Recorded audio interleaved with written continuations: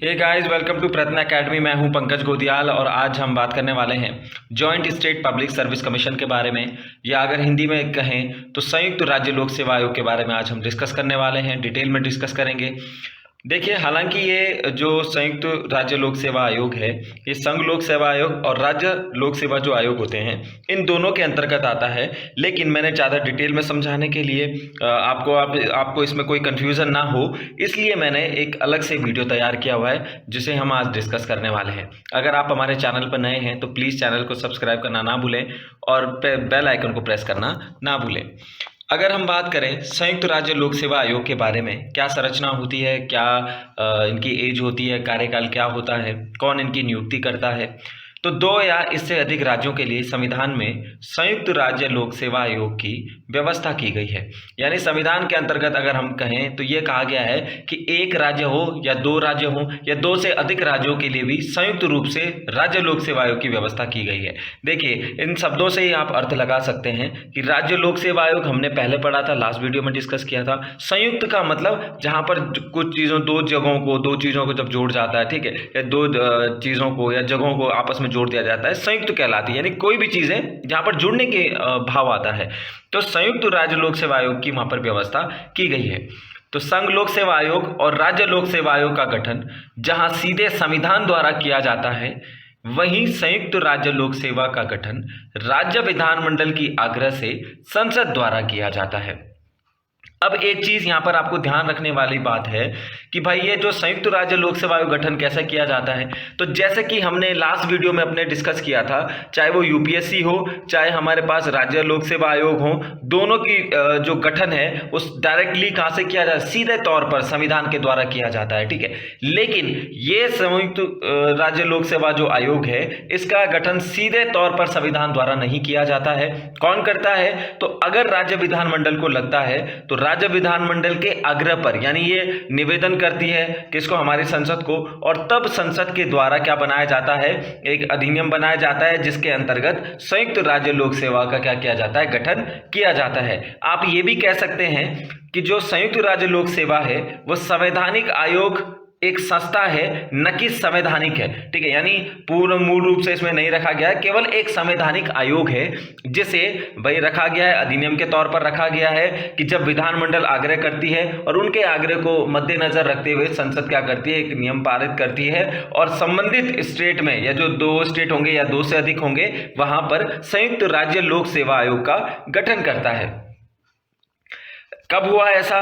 तो 1966 में जब पंजाब से पृथक हुए हरियाणा, ठीक है, और पंजाब के लिए अल्पकालीन संयुक्त राज्य लोक सेवा आयोग का गठन कर दिया गया था। पर 1966 में हरियाणा क्या हो गया था, पंजाब से अलग हो गया था, तब 2 हो गए थे हमारे पास, हरियाणा और पंजाब। तो इन दोनों के लिए हमने क्या किया था, उस समय की सरकार ने संयुक्त राज्य लोक सेवा आयोग का गठन कर दिया गया था। हालांकि ये क्या था, बहुत कम समय के लिए इसको रखा गया था, लेकिन ऐसा हुआ है। संयुक्त लोक सेवा राज्य लोक सेवा आयोग के अध्यक्ष व सदस्यों की नियुक्ति राष्ट्रपति द्वारा की जाती है। अब नियुक्ति की अगर हम बात करें तो इसमें भी सदस्य होंगे, इसका भी अध्यक्ष होगा। तो जिस तरीके से हमारे पास संघ लोक सेवा आयोग की जो नियुक्ति राष्ट्रपति करता है, उसी तरीके से इनकी नियुक्ति भी किसके द्वारा की जाती है, राष्ट्रपति के द्वारा की जाती है। इनका कार्यकाल 6 वर्ष अथवा 60 वर्ष की आयु जो भी पहले हो उसी समय तक होता है। यहां पर ध्यान रखने वाले, पहले अगर मूल संविधान की बात करें जहां से ये स्टार्ट रखा था हमने, वहां पर इनकी उम्र 60 वर्ष तक रखी गई थी। लेकिन 41वें संविधान संशोधन 1976 के द्वारा हमने इनकी आयु को बढ़ाकर कितना कर दिया था, 62 वर्ष कर दिया गया था, ठीक है। तो पहला इनका कार्यकाल या तो 6 वर्ष हो, या फिर 6 वर्ष से पहले अगर उसकी उम्र 62 वर्ष की हो जाती है तो ऐसी स्थिति में भी उसे उसका कार्यकाल पूर्ण माना जाता है। उन्हें राष्ट्रपति द्वारा बर्खास्त किया या हटाया जा सकता है।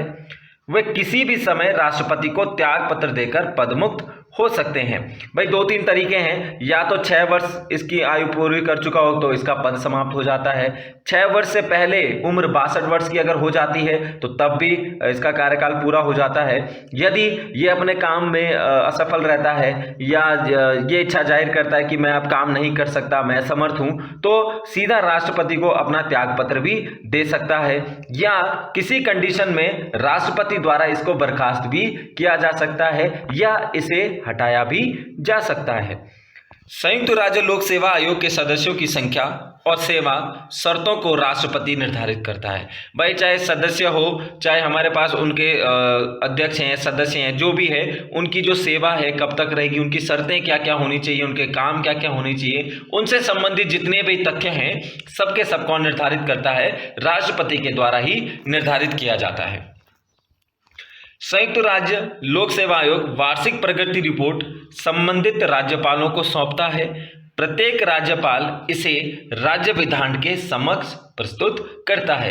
अब सपोज कीजिए कि भाई जो ये संयुक्त राज्य लोक सेवा आयोग हमने बना रखा है 3 स्टेट का, 3 छोटे छोटे स्टेट्स हैं, कोई भी स्टेट्स आप ले सकते हैं भारत के, 3 छोटे छोटे स्टेट हमने लिए और उन स्टेटों का एक बना दिया हमने संयुक्त राज्य लोक सेवा आयोग। ठीक है, तो ये क्या करेगा, हर साल की अपनी वार्षिक जो प्रगति रिपोर्ट होती है हर स्टेट की, उसके रिपोर्ट को बनाएगा और संबंधित राज्य के राज्यपाल को क्या कर देगा, सौंप देगा। और राज्यपाल क्या करता है, उस रिपोर्ट को लेगा और रिपोर्ट को लेने के बाद विधानमंडल के सम्मुख क्या कर देता है, उसे प्रस्तुत कर देता है। संघ लोक सेवा आयोग राज्यपाल के अनुरोध पर राष्ट्रपति की संस्तुति के बाद राज्य की आवश्यकता अनुसार भी कार्य कर सकता है। अब चाहे जो संघ लोक सेवा आयोग है, राज्यपाल के अनुरोध अगर राज्यपाल ने किया है या राष्ट्रपति की संस्तुति के बाद भी राज्य की आवश्यकता अनुसार, यानी जिस तरीके की उनकी आवश्यकता है उस पर भी वो कार्य कर सकता है। भारत सरकार अधिनियम, अब देखते हैं अगर हम थोड़ा सा इस हिस्टोरिकल बैकग्राउंड की देखें, अगर हम इसकी ऐतिहासिक पृष्ठभूमि थोड़ा सा देखें तो भारत सरकार अधिनियम 1919 की व्यवस्था के अनुसार 1926 में एक केंद्रीय लोक सेवा आयोग का क्या किया गया था, गठन कर दिया था, ताकि जो योग्य नौकरशाह हैं उनकी नियुक्ति की जा सके। जो भारत सरकार अधिनियम था 1919 का, उसके अंतर्गत हमने एक केंद्रीय लोक सेवा आयोग बनाया था 1926 में। क्या था उद्देश्य कि जो योग्य नौकर जो व्यक्ति हैं उनको नौकरशाही मिले या नौकरशाहों की क्या की जाए, नियुक्ति की जा सकती है। इसके आगे हमने इसको और एक्सटेंड किया और भारत सरकार अधिनियम आया था 1935 में, जिसके मुताबिक हमने कहा केवल संघ लोक सेवा आयोग जो UPSC union public service commission, बल्कि भाई संघ लोक सेवा आयोग की भी हमने इसी के अंतर्गत करी और इसके साथ साथ संघ लोक सेवा आयोग के साथ साथ हमने प्रांतीय लोक सेवा आयोग तथा संयुक्त लोक सेवा आयोग का भी क्या रखा, यहां पर हमने प्रावधान किया था। और यहां पर भी कहा, और यहीं पर ही 1935 का जो एक्ट था भारत शासन अधिनियम, इसी में हमने कहा कि संयुक्त लोक सेवा आयोग का 2 या अधिक प्रांतों के लिए भी क्या किया जा सकता है, उसका गठन किया जा सकता है। अगर हम कुछ आर्टिकल्स की बात करें यहाँ पर, ये आर्टिकल्स में पिछले वीडियो में भी मैं लगातार इनको रिवाइज आपको करा रहा हूँ। लास्ट जो 2 वीडियो थी हमारी, चाहे वो संघ लोक सेवा आयोग की हो या राज्य लोक सेवा आयोग की हो, दोनों में मैंने ये आर्टिकल्स दिए हैं। यहाँ पर भी मैं आपको रिवीजन के लिए आर्टिकल्स दे रहा हूँ, तो क्योंकि ये आर्टिकल जो है परीक्षा दृष्टिकोण से काफी ज्यादा इंपॉर्टेंट हो जाते हैं, क्योंकि कभी कभी फैक्चुअल जो क्वेश्चन आते हैं वहां पर केवल आपको क्या पूछे जाते हैं, फैक्ट्स न पूछ के आपको क्या पूछे जा सकते हैं, आर्टिकल पूछे जा सकते हैं। इसलिए मैं बार बार रिवीजन के तौर पर आपको ये आर्टिकल्स दे रहा हूं। जैसे लास्ट वीडियो में भी हमने डिस्कस किया था कि आर्टिकल 315 संघ तथा राज्यों के लिए एक लोक सेवा आयोग, 316 में उनकी नियुक्ति और कार्यकाल है, 317 में सदस्यों की बर्खास्तगी और उनका निलंबन। इसी तरीके से आगे इतने सारे आर्टिकल्स हैं जिनमें कुछ न कुछ हमने इन सदस्यों के बारे में यहां पर बातचीत की गई है।